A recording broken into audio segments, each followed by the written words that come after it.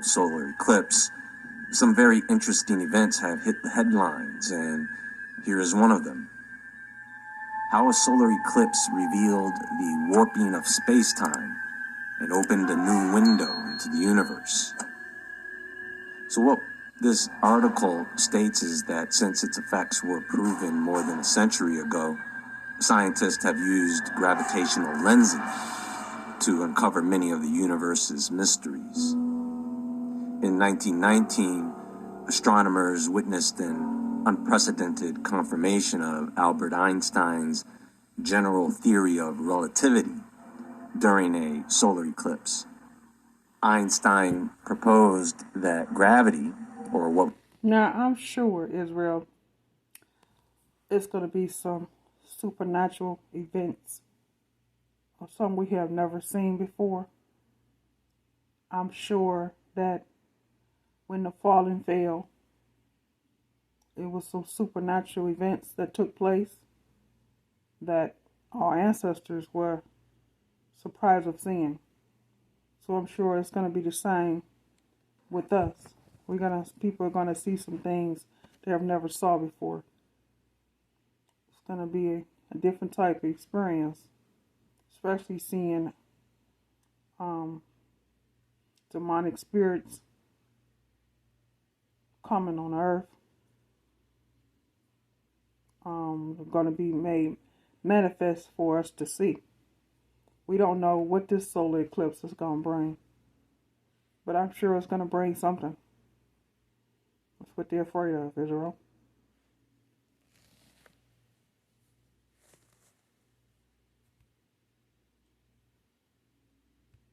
What we call gravity isn't merely a force, but the bending of space-time around massive objects.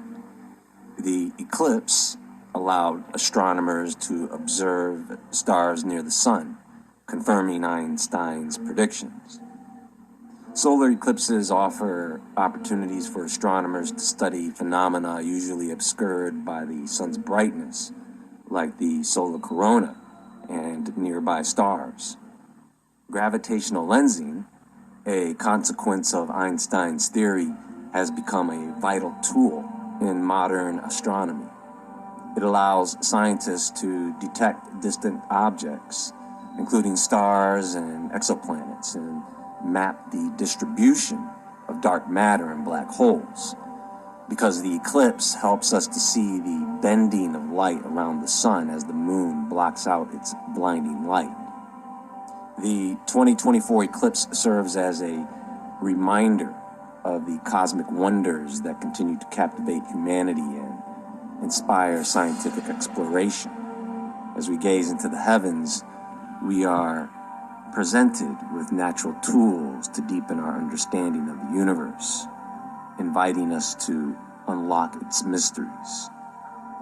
So gravity, this thing that is not a force, has a lot to do with space-time, and when the sun, moon, and earth line up, there seems to be some other subtle anomalies that occur.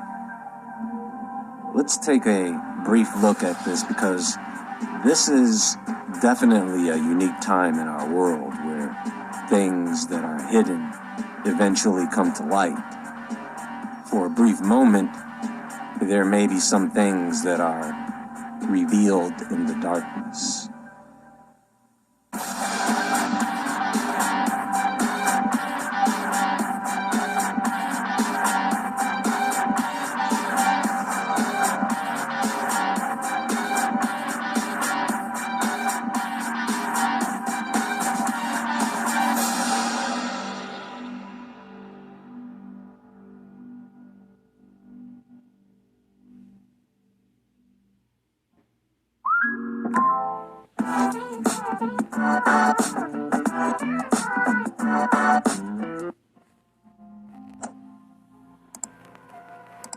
The strange story of the eclipse and the pendulum.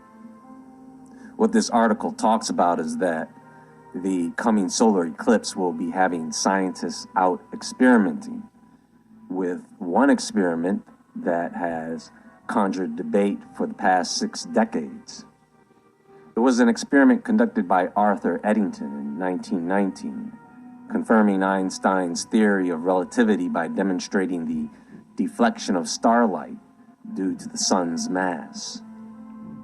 Next, Maurice Allais, 1954 experiment, an economist by profession and Nobel laureate in economics in 1988, Allais proposed that gravity could be an effect of a cosmic ether observable during a solar eclipse. His experiment involved a simple setup with a Foucault pendulum.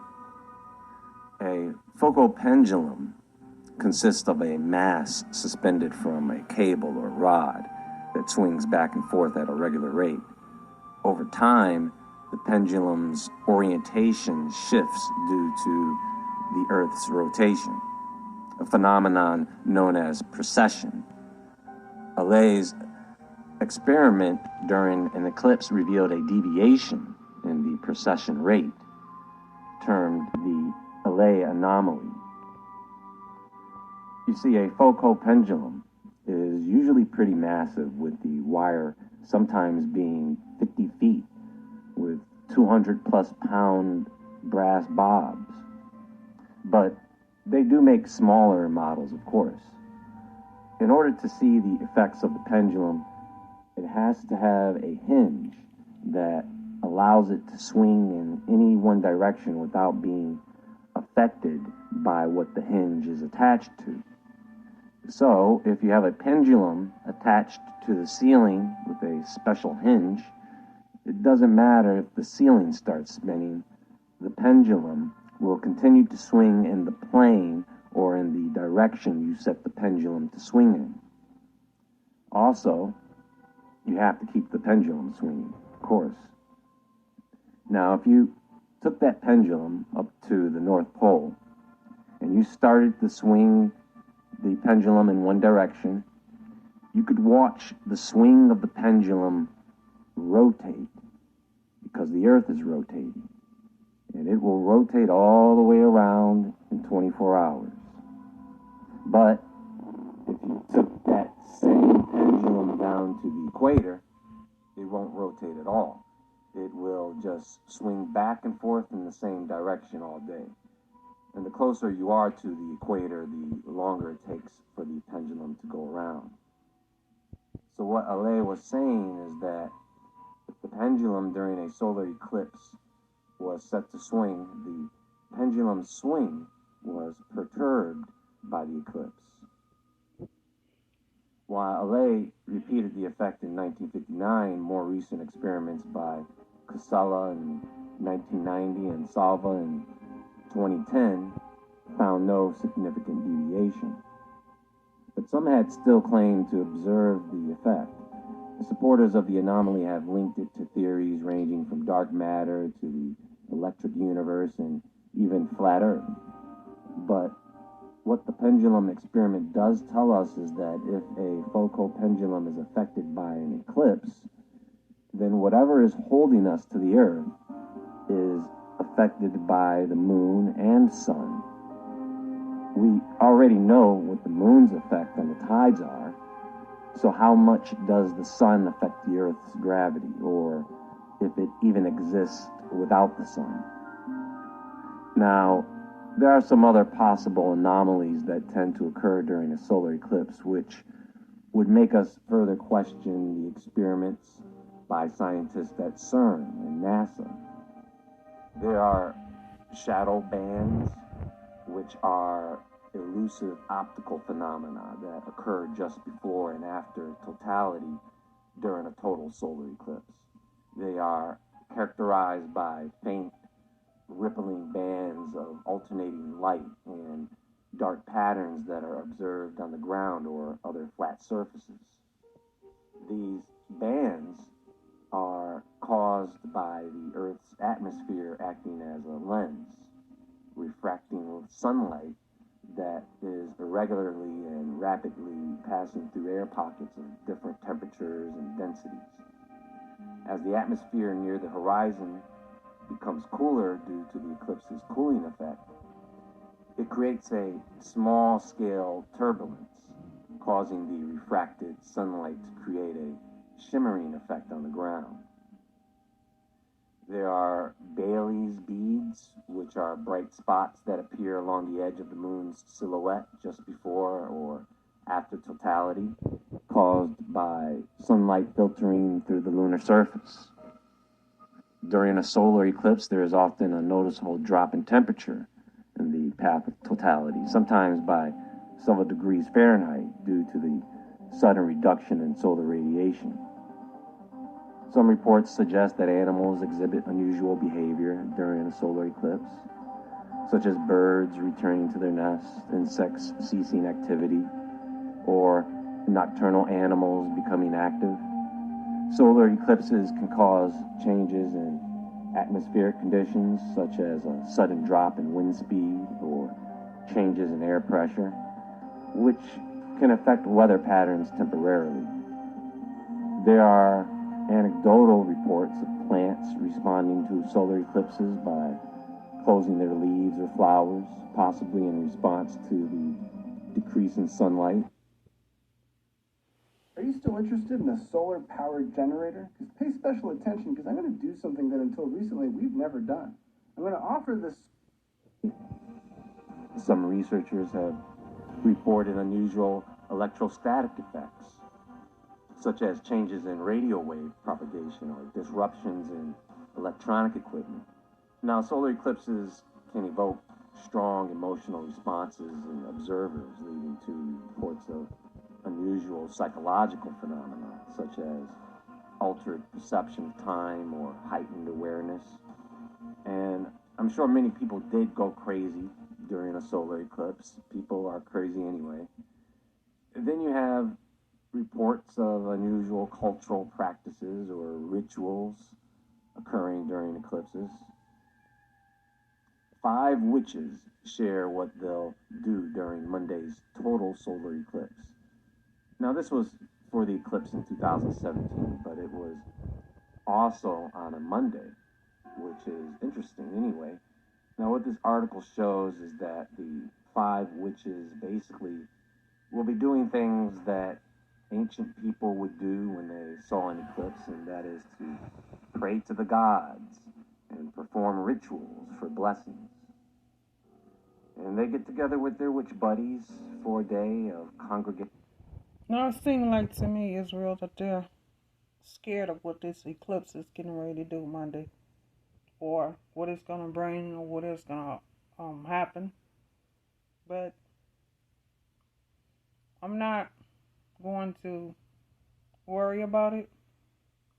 I'm just going to watch it like everyone else and come back in the house and finish doing what I'm going to do. Because whatever happens, we ain't got no control over it, no way. Whatever the Most High allow to happen, whatever the fallen tell them to do. Can't worry about that, Israel. We don't see many solar eclipse and many other things, and nothing happened. So, whatever happens, we ain't got no control over it anyway.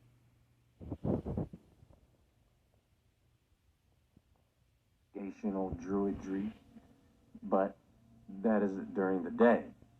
Some of them don't talk about what they do when they go home at night and use that energy that they think they gathered during the eclipse. In New Jersey, Wiccans and witches have big plans for supercharged energy of April's solar eclipse. Meditations and rituals. John Beckett, a druid and author in Texas, said, "These events are powerful. They can, in my experience, speed up magic because the sun goes from bright to dark to bright in minutes, rather than in a whole day. It's an amazing natural occurrence and something we can look at and appreciate." A druid in Texas, huh? There's not even enough information on the lives of druids to call yourself that, but okay. He says, "I will say a few prayers and make a small offering to ask my gods and spirits for help in whatever the eclipse brings," Beckett added. That's right, Beckett, just ask for whatever. What gods are you referring to? Could that be Cernunnos, or Cernunnos, the Morrigan, Danu, Lu, who is it? Lorraine Henrik, whose coven, oh gosh, I don't know whether to laugh or cringe at that word. You guys like to hang out with a person who has a coven they belong to? She says it's based in Fairfield, and that traditionally spells are not performed on the day of such phenomena because you cannot access solar or lunar energies as effectively when they are overshadowed by an eclipse. In ancient times, people felt that a solar eclipse brought doom or bad luck. In Ringwood, Megan McSweeney, a self-described eclectic witch, I think she just likes the word eclectic. Basically, she is a liberal witch that likes some diversity in her witchcraft. And she says that the April 8th event is about relationships. Our relationship with others, ourselves, and also the divine. Eclipse season isn't something that is meant to be controlled, but something to surrender to, meaning to go with the flow of the energy that is coming in for great change and growth. She'll celebrate by meditating on relationships and personal growth. She will also perform a cord-cutting ritual to dismiss those relationships we wish to fully let go, and an abundance blessing to ensure the seeds we plant now are successful for the rest of the year. An eclipse can usher in endings for certain relationships and bring beginnings for others, she said. It is a time of dynamic change. You know, isn't that like wishing upon a shooting star? And she is going to wish for a new lover? Is that it? Go right ahead. You'll get that, Miss McSweeney, and then later have it taken away by the same spirit that sent them to you. Anyway, there are several other anomalies that may occur during the eclipse. Lunar tidal effects, variations in the Earth's magnetic field, which might affect a CERN experiment. I'm not sure what the effect could be in CERN's location, however. There may be atmospheric ionization, biological rhythms may be perturbed, cosmic ray flux, where there is a temporary altered flux of cosmic rays reaching the Earth's surface, changes in seismic activity or volcanic eruptions. Solar eclipses can introduce temporary discrepancies in timekeeping systems due to changes in solar radiation and atmospheric conditions. These anomalies can affect precise timing measurements and require calibration adjustments in scientific instruments. And there are the possible cultural and societal impacts. In all, this warping of space-time, it may be insignificant to us in observation, but it may be just enough of what some people need to open doors they shouldn't. Well, that's all for now, folks, and there is more to come. Be sure to visit woodwardentertainment.com. Woodward TV is available on Rumble, Odyssey, and Brighteon.com. You can follow me on Instagram at jwoodward. Everyone have a pleasant and blessed day. And until next time, friends, as always, Love Israel. stay awake, stay